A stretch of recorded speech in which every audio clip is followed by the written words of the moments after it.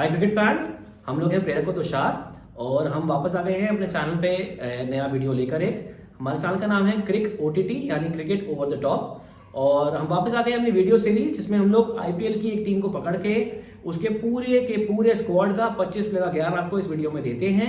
और इस video series का नाम है एक ही वीडियो काफी है, क्योंकि हम इस कदर डिटेल में आपको बताएंगे चेन्नई की पूरी टीम के बारे में कि आपको इसके बाद कहीं और जाने की जरूरत नहीं पड़ेगी। तो अब सवाल ये है कि क्या Chennai champion super Kings team अपना छठा IPL ट्रॉफी उठाएगी 2024 पे। 2023 में ये लोग फाइनल में पहुंचे और किस तरह हमने देखा कि जडेजा ने आखिरी मोमेंट पे गुजरात के हाथ से ट्रॉफी और जीत दोनों छीन ली। 2 बॉलों पे 10 रन मार के। वो हक कौन भूल सकता है जो इस बार थाला ने इमोशंस एक्सप्रेस किए थे और खुद जड्डू को उठा के हवा में घुमा दिया। और चेन्नई के बारे में आपको लास्ट 4 ईयर के बारे में एक स्टार्ट बताता हूं मैं। तो लास्ट 4 सीजन्स में चेन्नई 2 बार प्लेऑफ्स के लिए क्वालिफाई नहीं करी, 7th और 9th आई है। और 2 बार जब वो क्वालिफाई करी है तो उन्होंने सीधा ट्रॉफी उठाई है। मतलब चेन्नई इस समय एक्सट्रीम्स में खेल रही है, अगर प्लेऑफ पहुंच रही है तो ट्रॉफी पे हाथ जरूर डाल रही है। और एक सवाल जो चेन्नई के साथ हमेशा जुड़ा रहता है वो ये है, क्या ये IPL थाला का लास्ट IPL होगा। पिछले 5-6 साल से सवाल जिंदा है, इसका जवाब हमेशा ना होता है। और हमारी खुशकिस्मती है कि हम हर बार थाला को नया IPL खेलते हुए देखते हैं। इस बार उन्होंने अर्ली प्रैक्टिस शुरू कर दी है। कुछ वीडियोस आए थे इंस्टाग्राम पे, ट्विटर पे उनके प्रैक्टिस शुरू करते हुए अपने प्राइवेट अपार्टमेंट्स के अंदर। तो होपफुली वील सी थाला again next year and for next 3 years में भी। तो स्टार्ट करते हैं वीडियो। तो आपको पता है इस वीडियो के 5 से 6 सेक्शन होते हैं जिसमें हम लोग कवर करते हैं CSK की पूरी टीम का ब्रेकडाउन। किस तरीके से हम लोग सबसे पहले पता करते हैं कि क्या थी उनकी लास्ट ईयर की प्लेइंग 11 या 12 जो लास्ट ईयर उनके मेजॉरिटी मैचेस खेली। फिर क्या थी उनकी स्ट्रेंथ एंड वीकनेसेस। फिर आती है बारी उनकी तैयारी की 2024 की, जिसके 3 फेज होते हैं जिसमें हम चेक करते हैं पहले उन्होंने क्या प्लेयर रिलीज किए 2023 से, उसके बाद क्या उन्होंने कोई ट्रेड्स लिए या ट्रेड दिए, या फिर उसके बाद ऑक्शन के अंदर उन्होंने क्या प्लेयर उठाए जिससे कि उनका फाइनल स्क्वाड रेडी हुआ। और क्या होगी उनकी प्रोबेबल प्लेइंग 11 या 12 2024 के लिए। और इसके एंड में हम देखते हैं कौन किसका बैकअप होएगा, कौन किसे रिप्लेस कर सकता है और कौन उनके 4, 5, 6 यंगस्टर्स हैं जिनके बारे में आपको इन्फॉर्मेशन बहुत ही कम होगी। तो वो भी हम आपको सारा बताएंगे सेक्शन के एंड में। और लास्ट में चेक करेंगे कि क्या IPL 2024 चेन्नई सुपर किंग्स जीतेगी या नहीं।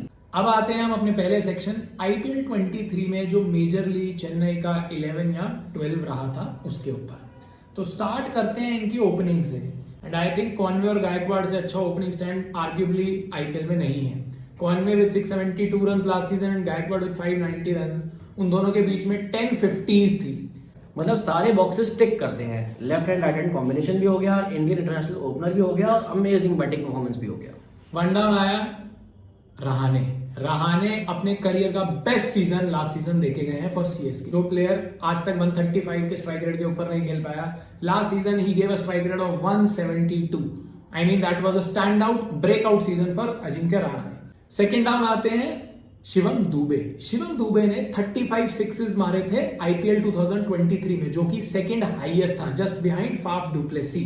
तो ये भी एक स्टैंड आउट सीजन मान सकते हैं शिवम दुबे के लिए। थर्ड डाउन आते थे मोइन अली का एक बहुत ही साइलेंट IPL वो रहा जिसमें ना वो बॉलिंग से कुछ अच्छा ज्यादा परफॉर्म कर पाए, near about 9 wickets, and batting में भी काफी वो नॉर्मल साइलेंट ही रहे क्योंकि ज्यादातर उनकी बैटिंग आई नहीं। 6th पे थे हमारे अंबाती रायडू, जो कि ऑल द इस सीजन रिटायर हो चुके हैं, but he has been a backbone for CSK for quite a long time. 7th पे आते हैं एक almost ideal all rounder Ravindra Jadeja के फॉर्म में। Ravindra Jadeja had a very good season last time, 20+ wickets with almost 200 runs. फिर आते हैं नेक्स्ट पे the brain of the team Mahendra Singh Dhoni more than a batsman, more than a keeper, एक कैप्टन का रोल प्ले करते हैं। मैं तो कहूंगा नाम ही काफी है सामने वाली टीम की हवा निकालने के लिए। फिर आते हैं बॉलिंग पे। बॉलिंग में स्टार्ट किया दीपक चहर से। दीपक चहर को अच्छा परचेज किया इन्होंने नियर अबाउट 15 करोड़ में। He is their power play specialist. Up front swing bowler Deepak Chahar, जो अराउंड 13 विकेट्स लेके गए थे कुछ 10 मैचेस में, अदर देन देयर इंजरी जहां पे वो 6 मैच के लिए इंजर्ड रहे थे। उसके बाद आया इनके थीक्षाना। अपार्ट फ्रॉम पहले 3 मैचेस जब वो नहीं खेल पाए श्रीलंका टूर पे होने की वजह से, उन्होंने अच्छा परफॉर्म किया एंड करंटली जो IL T20 हो रहा है उसमें भी इज परफॉर्मिंग वेल। फिर लास्ट के दो पेसर्स जो डेथ बॉलर्स उनके थे, Tushar Deshpande, he has been the find of Chennai last year. 16 match में 21 विकेट देके गए थे तुषार देशपांडे। एंड पथिराना, एक परफेक्ट डेथ बॉलर, 12 मैच में 19 विकेट देके गए लास्ट सीजन। तो ये था चेन्नई का 11 या 12 जो मोस्टली ऑफ द सीजन खेला था। तो अब आते हैं चेन्नई सुपर किंग्स की स्ट्रेंथ और वीकनेस के ऊपर।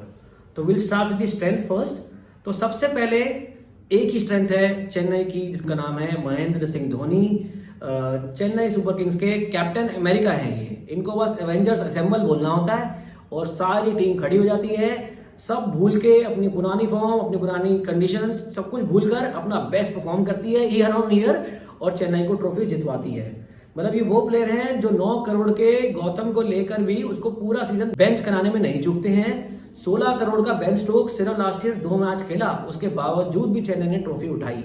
तो it is all because of one brain, one mind which governs the entire team and that is Mahendra Singh Dhoni. Second इनकी स्ट्रेंथ है इनकी ऑक्शन। तो इनकी ऑक्शन भी शानदार है। इनकी जो ऑक्शन टीम है वो भी हमेशा कमाल करती है। जो अक्सर बड़ी टीम्स की वीकनेस देखी गई है वो है उनके बैकअप फॉर ओवरसीज प्लेयर, जिसको बखूबी कवर किया है इस साल इन्होंने कॉनवॉय का बैकअप रचिन रविंद्रा लिया। इनका मोइन अली ओके कर रहा था तो ये लोग डैरल मिचेल को उठा के ले आए मिडिल ऑर्डर में, जो अगेन वही 1-2 ओवर दे सकते हैं मोइन अली जैसे, भले वो मीडियम पेस से दें लेकिन हिटिंग शानदार और इवन बेटर कर सकते हैं। Then they have a backup for Theekshana which is Mitchell Santner and then they have a backup for Pathirana जिन्होंने इस साल ऑक्शन में उठाया which is the Fizz, Mustafizur Rahman from Bangladesh. And their third strength is their all-rounders, the bunch of all-rounders that they have. They have players like Ravindra Jadeja, Moeen Ali, Shardul Thakur, Shivam Dube, Mitchell Santner, Daryl Mitchell और इन सब बड़े नामों के अलावा कई सारे छोटे छोटे ऑलराउंडर्स और हैं इनके पास जो डोमेस्टिक सर्किट से इन्होंने उठाए हैं। और इनमें आप तकरीबन लोग इनकी स्टार्टिंग 11-12 में खेलते हुए देखोगे इस साल। ऐसा अक्सर हो जाता है चेन्नई के मैचों में कि इनके पास 8 से 9 बॉलिंग ऑप्शन होते हैं, किसी और टीम के पास नहीं होते हैं। तो अब हम आते हैं चेन्नई की वीकनेस के लिए। जनरली हर टीम की हम 3 वीकनेसेस ढूंढते हैं, बट चेन्नई का पूरा ट्राई करने के बावजूद हम 2 वीकनेस ढूंढ पाए। पहली वीकनेस, इनके पास एक क्वालिटी इंडियन फास्ट बॉलर नहीं है। जो इनके पास बेस्ट फास्ट बॉलर हैं वो है Shardul Thakur, Deepak Chahar and maybe Tushar Deshpande. But कोई क्वालिटी फास्ट बॉलर जैसे बुमराह, सिराज, शमी नहीं है। जो मैक्सिमम स्पीड दीपक चहर, शार्दुल ठाकुर डालते हैं वो 130-135 जाता है, लेकिन आज के टाइम पे जब लोग 150 डाल रहे हैं 135 से, ऑल दो धोनी सब करवा लेते हैं भाई, धोनी इनसे भी, इनको भी हाईएस्ट विकेट टेकर बनवा सकते हैं। विकेट के पीछे खड़ा है वो, वैसा तो संभाल लेगा, लेकिन फिर भी कहीं ना कहीं एक वीकनेस है, वो ब्रांड इंडियन नेम मिसिंग है हमें लगता है। सेकेंड वीकनेस जो हमें लगते हैं, ये जो इनका बॉलिंग अटैक है काफी इंजरी प्रोन है। पथिराना अभी वर्ल्ड कप खेल रहे थे, उसमें इंजर्ड हो गए। थीक्षाना वो भी काफी इंजरी प्रोन रहते हैं। दीपक चहर वो तो अपने को पता है लास्ट सीजन भी इंजरी थे। तो ऑल्दो इनके पास रिप्लेसमेंट है फॉर एवरी बॉलर, लेकिन इंजरी प्रोन है इनके बॉलर्स। तो ये थे strengths and weaknesses for Chennai super Kings.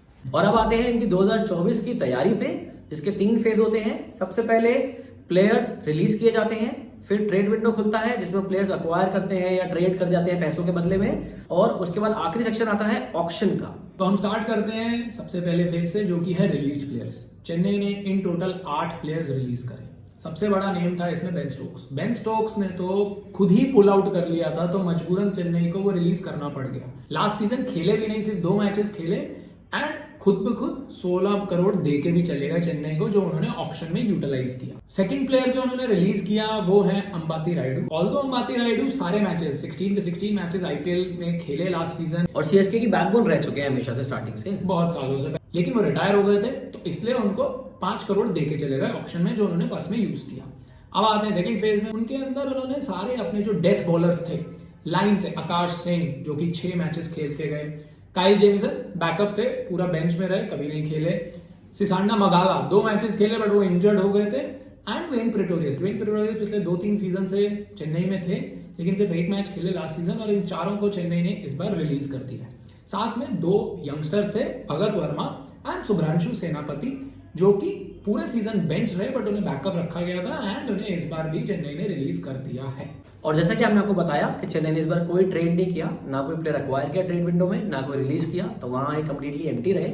तो इसलिए हम लोग सीधा मूव करेंगे अब ऑक्शन 2023-24 की तरफ, जिसमें इन्होंने काफी अच्छा परफॉर्म किया। इनके पास अच्छा खासा पर्स था, 31.4 करोड़ थे इनके पास। इनके पास स्लॉट थे सिर्फ 6, जिसमें 3 इंडियन और 3 ओवरसीज स्लॉट इनको फिल करने थे। तो इन्होंने क्या ऑप्शन करी है, इन्होंने एक प्लेयर पे नजर टिका के रखी थी अपनी। अब आप इसको आप स्टीफन फ्लेमिंग कोच का इन्फ्लुएंस कह लो, चाहे आप कह लो कि रीसेंसी बायस, जो हाल ही में वर्ल्ड कप के स्टार्ट्स पे नजर डाली जाती है हर ऑप्शन से पहले। तो इनका ध्यान गया डैरल मिचेल पे। दिल्ली से ऑक्शन में बिड वॉर में फंस गए थे ये लोग। दिल्ली को भी बहुत जरूरी चाहिए था, पर चेन्नई ने वो जाने नहीं दिया किसी भी हाल में। काफी पर स्पेंड किया, 14 करोड़ में डैरल मिचेल को परचेज किया। मेरे हिसाब से ये इन्होंने इसलिए परचेज किया क्योंकि इनको एक सॉलिड बैट्समैन चाहिए था मिडिल ऑर्डर में, जो इनकी टीम में मिसिंग था। एंड डैरल मिचेल एकदम परफेक्ट वो सॉलिड मिडिल ऑर्डर बैट्समैन इनके लिए प्रूव कर सकते हैं। नेक्स्ट है शार्दुल ठाकुर। 4 करोड़ में शार्दुल ठाकुर की होम कमिंग हुई है चेन्नई को। तो 2021 में लास्ट शार्दुल खेले थे चेन्नई के लिए, और वही सीजन था जब उन्होंने बेस्ट परफॉर्म किया। आई थिंक 16 मैचों में 21 विकेटें ली थी उन्होंने उस सीजन में। और उसके बाद वो एक सीजन खेले दिल्ली के लिए, एक केकेआर के लिए, और उसके बाद वापस अब वो फिर थाला के पास पहुंच गए हैं, और एक बार हम फिर उनसे एक अच्छे सीजन की उम्मीद कर सकते हैं। And then next is the second all rounder Rachin Ravindra. And मात्र 1 करोड़ 80 लाख में रचिन रविंद्रा को इन्होंने अपना बनाया। अगेन ये हो सकता है कि स्टीफन फ्लेमिंग का इन्फ्लुएंस कह लो आप, एक और कीवी इन्होंने उठाया और अपना बना लिया। अगेन क्रिकेट वर्ल्ड कप में Rachin Ravindra had brilliant performance. इन्होंने 578 रन मारे थे कुछ 9 मैचेस में, which was an excellent show off the order. Conway से बेटर परफॉर्म करके दिखाया था। एंड ऑक्शन में लाखों पॉइंट्स देके गए थे प्रेरक को। हम इसके बारे में वीडियोस के एंड में डिस्कस करेंगे ऑक्शन 10 की 10 वीडियो खत्म होने के बाद हम आपको बताएंगे एक ऑक्शन के बारे में जो हम लोग भी आपस में खेलते हैं। हम 7-8 ईयर से ऑक्शन खेलते आ रहे हैं, और इसके बारे में आखिरी वीडियो के एंड में बताएंगे हम लोग।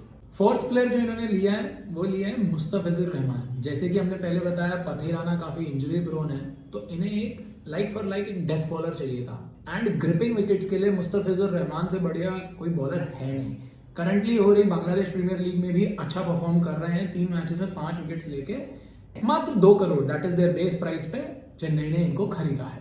इसके बाद इन्होंने जो इन्वेस्ट किया है वो किया है समीर रिजवी पे। समीर रिजवी 8.4 करोड़ के लिए गया था। इनके लिए बहुत सारी टीम्स बिड कर रही थी, लेकिन इवेंचुअली ये चेन्नई की टीम में गए। अब ये सवाल है 8.5 करोड़ इस प्लेयर को क्यों गए। इनको कहा जाता है 6 hitting machine for UP T20 league. Syed Mushtaq Ali trophy में भी इन प्लेयर ने 277 रन मारे हैं सिर्फ 7 मैचेस में at a whopping strike rate of 140। Vijay Hazare Trophy में भी इस आदमी ने 5 इनिंग्स में 128 रन मारे हैं। तो एक ये ब्रेक थ्रू प्लेयर हो सकता है सीएसके के लिए। 6th प्लेयर जो चेन्नई ने परचेज किया है वो है इंडिया अंडर 19 के प्लेयर अवरेली अवनीश राव। करंटली अच्छा परफॉर्म कर रहे हैं, एंड जो फिनिशर का रोल है उसके एक प्रोमिनेंट प्लेयर हैं अवनीश राव। आज के टाइम पे इंडिया अंडर 19 के लिए 3 इनिंग्स खेल चुके हैं, जिसमें 57 रन मारे at a good and very good strike rate of 154, और वो भी सिर्फ 20 लाख रुपए में। तो अब चलते हैं मनी एंड की तरफ, जिसका आप सबको हमेशा इंतजार रहता है। वो है क्या रहेगी आईपीएल 2024 की चेन्नई की प्रोबेबल 11 या 12। तो एक लौती टीम है जिसने हमारे सर में दर्द कर दिया दोनों के, इनकी 11-12 बनाने के लिए। इनफैक्ट हम लोग आखिरी तक अग्री नहीं कर पाए एक दूसरे के साथ, और इसलिए हमने इनकी 2 तरह की प्लेइंग 11-12 बनाई है, एक होम और एक अवे। अवे 11-12 के बारे में मैं बात करूंगा और होम 11-12 के बारे में तुषार बात करेगा। तो पहले स्टार्ट करते हैं, क्या होगी चेन्नई की टीम चेपक से बाहर जब ये कहीं ट्रैवल करेंगे जहां शायद एक स्पिनर कम खिलाएंगे, वहां क्या होगी इनकी 11 या 12। तो सबसे पहले ओपनिंग करेंगे कॉनवे और गायकवाड, इसमें कोई डाउट नहीं है।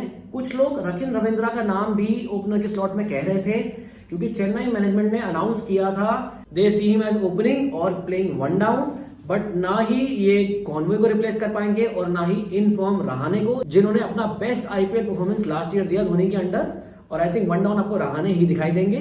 Then we have Daryl Mitchell जो 2 डाउन आएंगे। उसके बाद शिवम दुबे, सर जडेजा, एमएस धोनी 5, 6, 7 पोजीशन पे आते हुए। And then we will have Sameer Rizvi.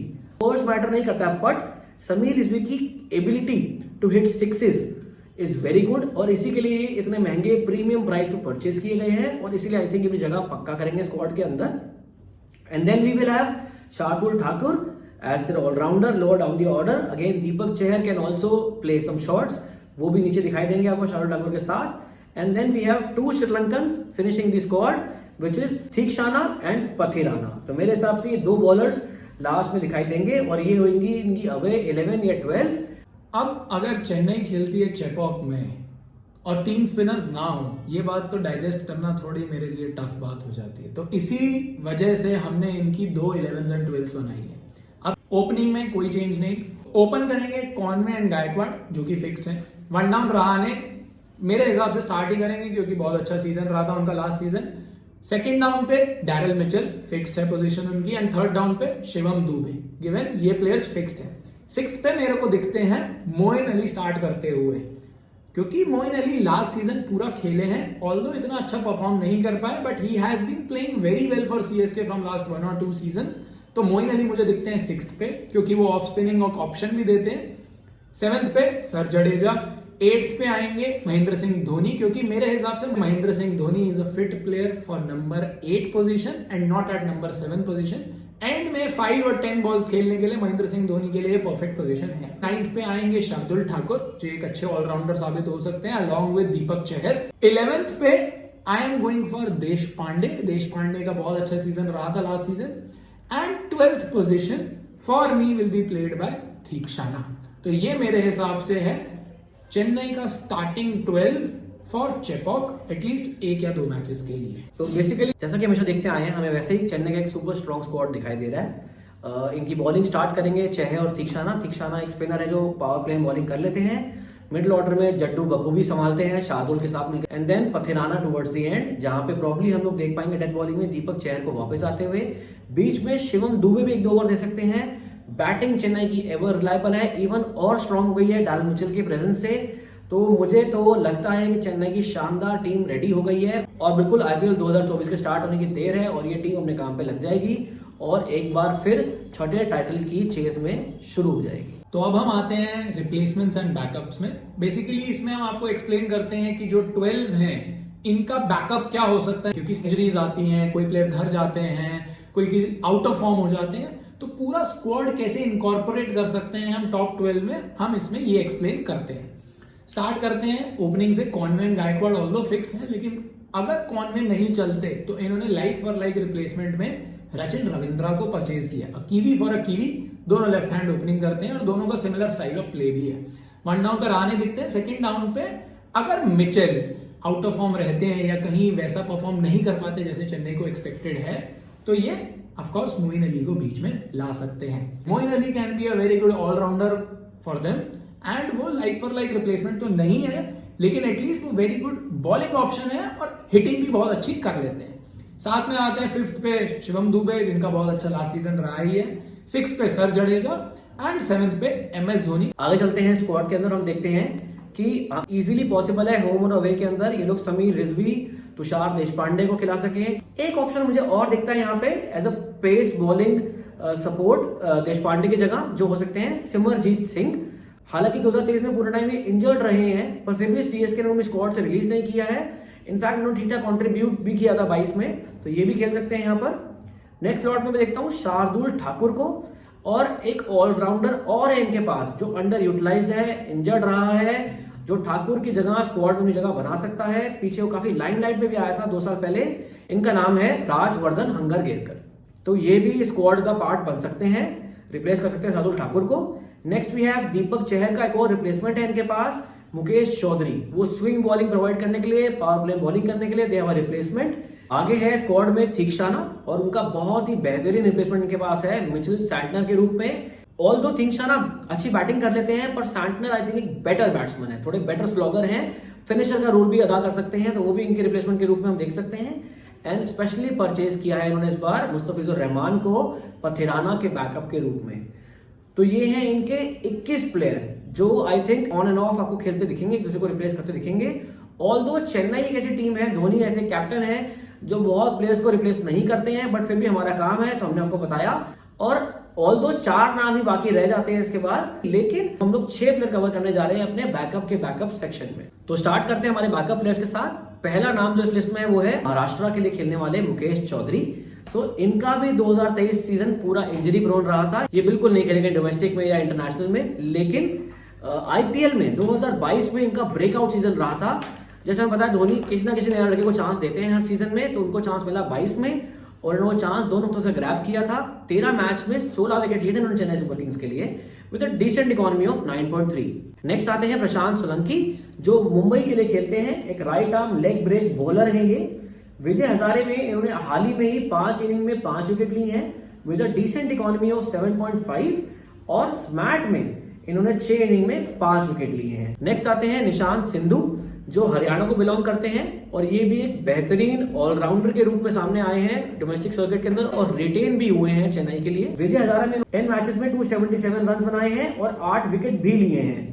And then स्मैट की बात करें तो 7 मैचों में 6 विकेट और 141 रन कंट्रीब्यूट किए हैं इन्होंने। अगले प्लेयर आते हैं शेख रशीद। डोमेस्टिक में ये आंध्र प्रदेश के लिए खेलते हैं एंड स्मैट इनका बहुत ही शानदार रहा है। 6 इनिंग्स में 240 रन 145 के स्ट्राइक रेट से इन्होंने इस सीजन करा है। होपफुली हम इस बार इसको चेन्नई के लिए खेलता हुआ देख सकते हैं, क्योंकि लास्ट सीजन तो ये पूरा बेंच रहे थे। नेक्स्ट प्लेयर हैं छत्तीसगढ़ के ऑलराउंडर अजय मंडल। अजय मंडल का भी स्मैट काफी डिसेंट रहा है। 7 मैचों में 109 run at a strike rate of 138, साथ ही साथ 9 विकेट 6.6 की इकोनॉमी से। विजय हजारे ट्रॉफी में भी इन्होंने 120 रन मार के 7 विकेट्स लिए हैं। लास्ट प्लेयर आते हैं हम सिमरजीत सिंह। दिल्ली के सिमरजीत सिंह हैं। ऑल्दो 2023 में कुछ ज्यादा इनके परफॉर्मेंसेस हैं नहीं, क्योंकि मोस्ट ऑफ द टाइम ये इंजर्ड ही रहे हैं। बट 2022 में ये चेन्नई के पार्ट थे, इन्हें फिर भी रिलीज नहीं करा चेन्नई ने, देखते हुए क्योंकि उनके लिए इन्होंने 6 मैचेस खेले थे और 4 विकेट्स लिए थे एट एन इकोनॉमी ऑफ 7.7। और अब आते हैं अपने फाइनल सेक्शन की तरफ, विच इज क्या चेन्नई 2024 की आईपीएल ट्रॉफी उठाएगा। तो ये सवाल हमेशा एक ही इंसान के इर्द गिर्द घूमता रहा है, घूमता रहेगा जब तक वो क्रीज पर प्रेजेंट रहेंगे। जब तक धोनी है कोई भी मैच कोई भी ट्रॉफी हारी हुई नहीं होती है।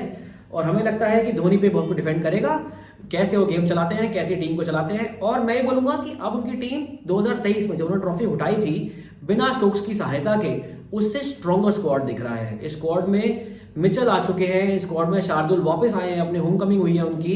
तो आई थिंक इन एस्पेक्ट्स को देखते हुए, दिमाग में देखते हुए मुझे लगता है कि चेन्नई प्लेऑफ श्योर क्वालिफाई करेगी। और कोई बड़ी बात नहीं है, हम लास्ट ईयर का रिपीट या फिर मुंबई के साथ चेन्नई का एक क्लासिक क्लैश होते देखें फाइनल के अंदर और वहां से चेन्नई ट्रॉफी फिर उठा के ले जाए। मेरे हिसाब से सारी टीम्स, कहते हैं ना सारी टीम्स आईपीएल ही इसलिए खेलती हैं ताकि चेन्नई के साथ फाइनल खेल सकें। तो मेरे को तो कोई लेना देना नहीं है कौन आया कौन गया, भाई हम डाई हार्ड चेन्नई सपोर्टर्स हैं और चेन्नई इस बार भी फाइनल खेलेगी एंड होपफुली जीतेगी। तो ये था चेन्नई सुपर किंग्स के स्क्वाड के 25 प्लेयर्स का पूरा कच्चा चिट्ठा और हमने आपके सामने रख दिया है। अब आपको आगे फ्यूचर में जब भी कोई रेफरेंस चाहिए हो, कुछ भी हो, आप इस वीडियो को दोबारा ऑन करो, दोबारा देखो, किसी के साथ शेयर करो। आपको हमारी किसी बात से एग्री नहीं करना है तो प्लीज कमेंट करो, हमें एडवाइस करो कि हम गोइंग फॉरवर्ड कुछ चेंज करें। कुछ आपको पसंद आया है, कुछ ना पसंद आया, प्लीज हाईलाइट करो। हमारे चैनल को क्रिक ओटीटी को सब्सक्राइब करो, इस वीडियो को शेयर करो, सेव करो, हमारी हेल्प करो। आपका फीडबैक हमारे लिए बहुत इंपॉर्टेंट है, तो please comment, share, like and subscribe करो। Thank you.